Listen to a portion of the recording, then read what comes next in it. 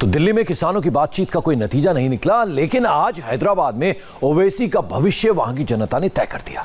3 दिन बाद वहां भी फैसले का दिन है और इस बार हैदराबाद की जनता ओवैसी का फ्यूचर फिक्स कर चुकी है। ओवैसी के लिए भी आने वाली 3 रातें मुश्किलों से भरी हैं, क्योंकि इस बार लोकल चुनाव में वोट बहुत कम पड़े हैं। ओवैसी का जो मजबूत इलाका है वहां वोटिंग कम हुई है और इससे ओवैसी की टेंशन बढ़ गई है।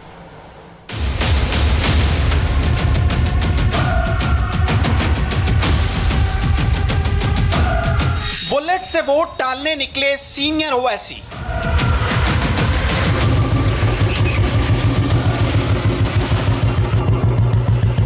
और हैदराबाद में बैलेट पर वोट की मुहर लगती रही। बैलेट वाली पॉलिटिकल फाइट में ओवैसी का कितना जलवा कायम है और हैदराबाद में कितना भगवा चल रहा है। हमने इसी की पूरी ग्राउंड इलेक्शन रिपोर्ट तैयार की है। बूथ बूथ पर बात चली है। इस बार क्या पता चला है, हैदराबाद में ओवैसी की बुलेट रफ्तार पकड़ेगी या फिर बैलेट वाले नतीजे से ओवैसी ब्रदर्स की पॉलिटिकल बुलेट का एक्सीडेंट होगा। जी हम डाल रहे हैं बीजेपी को, तो वो एक वोट अपना मोदी जी के लिए ही जाएगा ना। चेंज होना चाहिए, नहीं तो क्या है, सब एक ही डरे पे चलेंगे। सब चेंज होना चाहिए, अच्छी चीज़ है। नेशनल लेवल पे भी बहुत अभी शानदार अपनी मोदी जी की जो है टीम काम कर रही है। वर्ल्ड लेवल पे इनका नाम है। इसके बाद में पश्चिम बंगाल है, तो खाली मोदी जी को देखकर ही चेंजेस करने के लिए पूरी तैयारी है। अरे हिंदू है भाई, हम हिंदू की तरफ से वोट देना पड़ता है। हिंदू की पार्टी एक होना है भाई। क्या ओवैसी ब्रदर्स इस बार अपने सियासी गढ़ में जीत का परचम लहरा पाएंगे? शहर हमारा, मेयर हमारा के नारे के साथ सीनियर और जूनियर ओवैसी भाईजान का इलाका कहे जाने वाले हैदराबाद के ओल्ड सिटी के वोटर्स ने फैसला सुना दिया है। मगर क्या इस बार चुनावी नतीजों में एक बहुत बड़ा क्लाइमेक्स आएगा? क्या भगवा की लहर ओवैसी ब्रदर्स के एग्रेसिव राजनीति को किनारे कर देगी? चुनाव प्रचार के दौरान जिन इलाकों में बीजेपी के महारथियों ने दम दिखाया, वहां के वोटर्स ने कमल खिलाया या फिर पतंग उड़ाई। आखिरकार इस बार हैदराबाद के लोकल चुनाव के नतीजों में किसकी होगी विदाई और किसे जीत का तोहफा मिलेगा? इस बार तो बोल रहे हैं कि बहुत बड़ी टक्कर दे रही है बीजेपी। आपको क्या लगता है, जिस तरह से ये इलेक्शंस पूरे नेशनल कैनवास पर चले गए थे, क्या आपको लगता है जब आप वोट डालने जाते तो इश्यूज क्या हैं, नेशनल इश्यूज पर आप वोट डालती हैं कि जो लोकल इश्यूज है, सड़क, पानी, बिजली, उसको आप ध्यान में रखते हैं? आप बताइए, यहाँ पर बहुत बड़े लेवल पर इलेक्शन कैंपेन हुआ, यहाँ के लोग क्या सोचते हैं, यहाँ के वोटर्स के मन में? हैदराबाद के वोटर्स ने on the ground exit poll में इंडिया टीवी के कैमरे पर ओवैसी ब्रदर्स बनाम बीजेपी वाले सवालों पर जो जवाब दिया, वो इशारा दे रहा है कि सीनियर ओवैसी को नतीजों से पहले ही हार का डर सताने लगा है। ये यकीनन ये चुनाव तो मुस्तकबिल के लिए लड़ा जा रहा है ना, हैदराबाद के मुस्तकबिल के लिए, हैदराबाद के फ्यूचर के लिए। यूथ का तो फ्यूचर उन्हीं का है। हमारी लड़ाई उन लोगों से है जो हैदराबाद को बदलना चाहते हैं। आप बीजेपी की बात कर रहे हैं? नहीं, मैं किसका भी नाम ले सकता हूँ। सीनियर ओवैसी भले ही खुलकर बीजेपी का नाम ना लें, लेकिन इस बार हैदराबाद के लोकल चुनाव में बीजेपी का डंका बहुत जोरों से बजा है। इसलिए सवाल उठ रहे हैं कि क्या इस बार अपने ही गढ़ में ओवैसी भाइयों की पॉलिटिकल बुलेट कहीं पंक्चर तो नहीं होने वाली? बाद में यहाँ से देखिए, इसी मोटरसाइकिल का इस्तेमाल करते हुए वो राउंड्स पर भी निकलते हैं, अपनी पार्टी के पक्ष में किस तरह से वोटिंग हो रही है और उस सब का जायज़ा भी असदुद्दीन ओवैसी लेते हैं। हमेशा उनकी आदत है कि वो ऐसी मोटरसाइकिल से हमेशा वोट कास्ट करने के लिए आते हैं और इसी मोटरसाइकिल के ज़रिए वो राउंड्स पर भी निकलते हैं, पूरे इलाकों का दौरा करते हैं। हैदराबाद के चुनावी नतीजे के नब्ज को पकड़ने के लिए इंडिया टीवी संवाददाता टी राघवन हर उस इलाके में पहुंचे जिन्हें ओवैसी ब्रदर्स का किला कहा जाता है। ओल्ड सिटी में ओवैसी ब्रदर्स का जलवा कायम है। यहां पर नतीजे उनके पक्ष में जा सकते हैं, मगर बाकी इलाकों में कैसा मूड है, इसी का जायजा लेने हम पहुंचे बेगम बाजार इलाके में, जिसे ओवैसी का नहीं बीजेपी का गढ़ कहा जाता है। और इस बार बीजेपी ने जो पॉलिटिकल ताकत दिखाई थी, उसका असर वोटर्स की बातों से पता चलता है। रही बात मोदी फैक्टर की, तो आप उसका भी जवाब सुन लीजिए।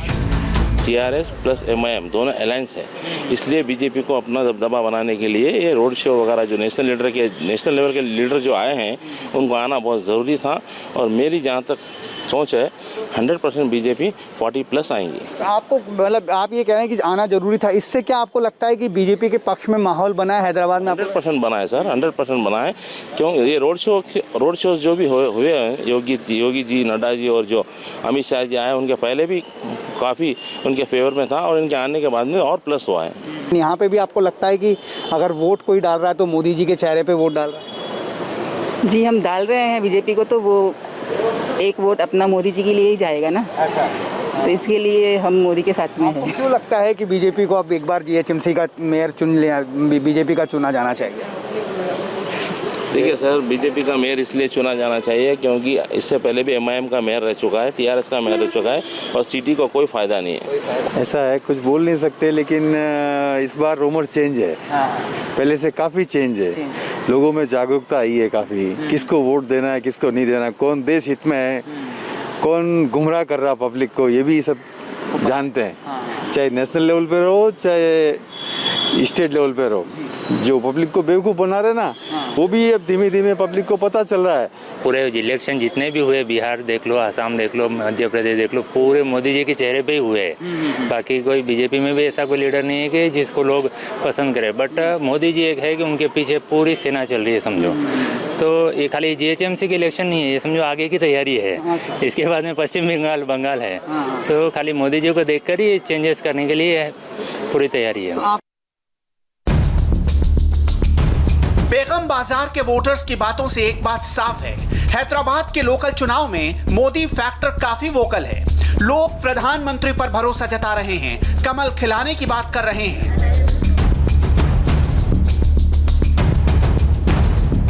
तो क्या ओल्ड सिटी के शास्त्रीपुरम के वोटर्स ने भी मोदी के चेहरे को चुना या फिर ओवैसी ब्रदर्स पर अपना दाव खेला? अब इसका जवाब सुनिए।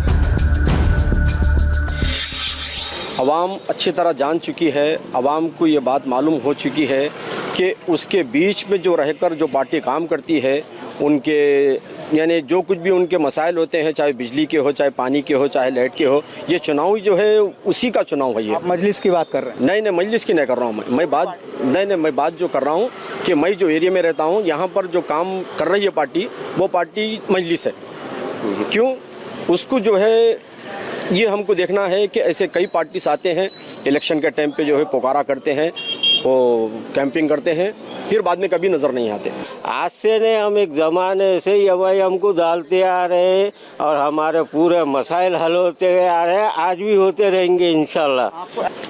बीजेपी हमेशा बोलती साहब, लेकिन उनका मेन एजेंडा अब इस वक्त ये लोग हिंदू राष्ट्रीय की तरफ और भेदभाव की सियासत कर रहे हैं। तो मजलिस यहाँ की एमआईएम की हैदराबाद की जो जमात है, बैकवर्डों को लेकर और माइनॉरिटीज़ को लेकर एक अच्छा डेवलपमेंट काम करते हैं। तो यहाँ पे अभी भेदभाव हैदराबाद में ख़त्म हो रहा है, तेलंगाना से भी भेदभाव ख़त्म हो गया है। तो जो पार्टियाँ भेदभाव रखती हैं वो लोग तेलंगाना में ख़त्म नहीं रख सकते, और बीजेपी को रुकावट करने के लिए मजलिस का यहाँ पर बहुत बड़ा रोल है। अब आप वोट डालकर आए हैं, तो आपको क्या लगता है कि लोकल मुद्दों पर ही वोट पड़ने चाहिए कि नेशनल इश्यूज जो बने गए हैं उस पर वोट पड़ने? अब जो नेशनल इश्यूज बनाए गए उसके ऊपर पड़ने चाहिए। तो जो विकास का काम है वो विकास होना चाहिए, और विकास के ऊपर ही हम लोग मुद्दों को पकड़ के चल रहे हैं। बीजेपी माशाल्लाह अच्छा करे उन्होंने। अहम सिर्फ तरक्की होती है, तरक्की है, तालीम है, ये अहम मुद्दा है, इसी पे काम होना चाहिए बस। शास्त्रीपुरम का मूड ओवैसी ब्रदर्स के साथ जाता दिख रहा है, मगर जिस कुक्कटपल्ली इलाके में योगी आदित्यनाथ ने विशाल रोड शो करके ओवैसी खेमे में हलचल पैदा की थी, वहां के वोटर्स ने इस बार किसके किस्मत चमकाने का फैसला किया है?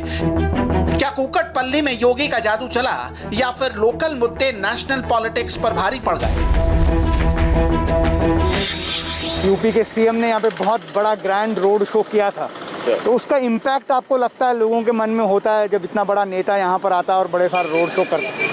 हो सकता कि बड़े नेता योगी जी है, जो सबसे बड़ा अमित शाह भी आ चुके हैं हैदराबाद में, उसके लिए थोड़ा बहुत प्रभाव तो दिखाना पड़ेगा हैदराबाद में। तो क्योंकि ये सब नेशनल लीडर्स है, तो अभी हैदराबाद में आके इतना बड़ा रैली निकाला है, कहीं ना कहीं तो थोड़ा बहुत तो फर्क रहता है, फर्क पड़ता है, और सब लोगों को थोड़ा बहुत चाहता भी है इन लोगों को।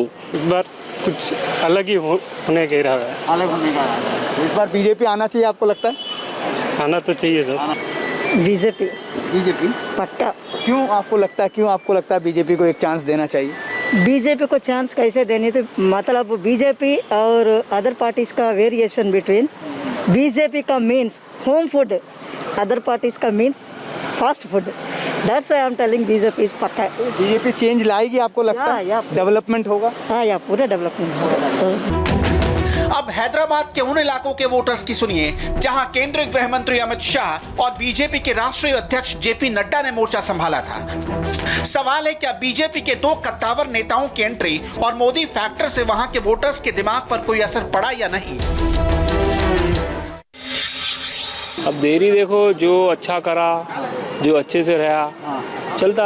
अब बीजेपी को भी गिर रहे, टीआरएस को भी गिर रहे, सबको गिर रहे। और इस बार ऐसा कर रहे हैं आए तो मोदी साहब कुछ कर सकते। अभी मोदी साहब भी आना, मोदी साहब आना, म्यूनसिपालिटी कॉर्पोरेशन में शारदा मल्लेश जीत जाना।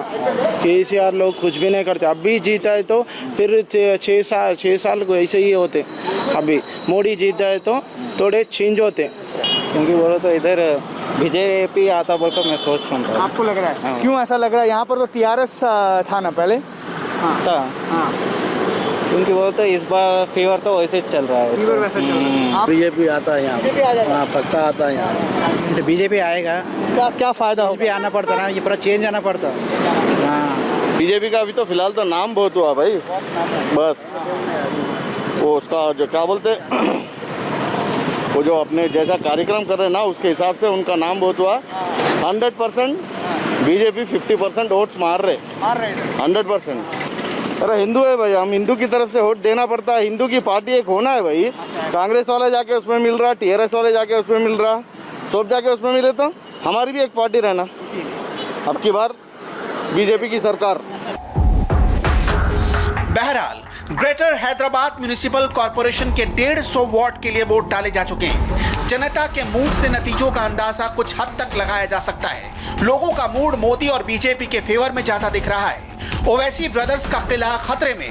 अब हैदराबाद में कमल खिलेगा या पतंग कटेगी या टीआरएस की कार दोबारा चलेगी, ये जानने के लिए सबको 4 दिसंबर तक का इंतजार करना पड़ेगा। और इधर दिल्ली के बॉर्डर को किसानों ने घेर रखा है। दिल्ली वाले बहुत परेशान हो रहे हैं। तस्वीर दिखाएंगे एक छोटे से ब्रेक के बाद। साथ ही 8:40 पर दिखाएंगे स्पेशल रिपोर्ट उद्धव ठाकरे का अजान कार्ड।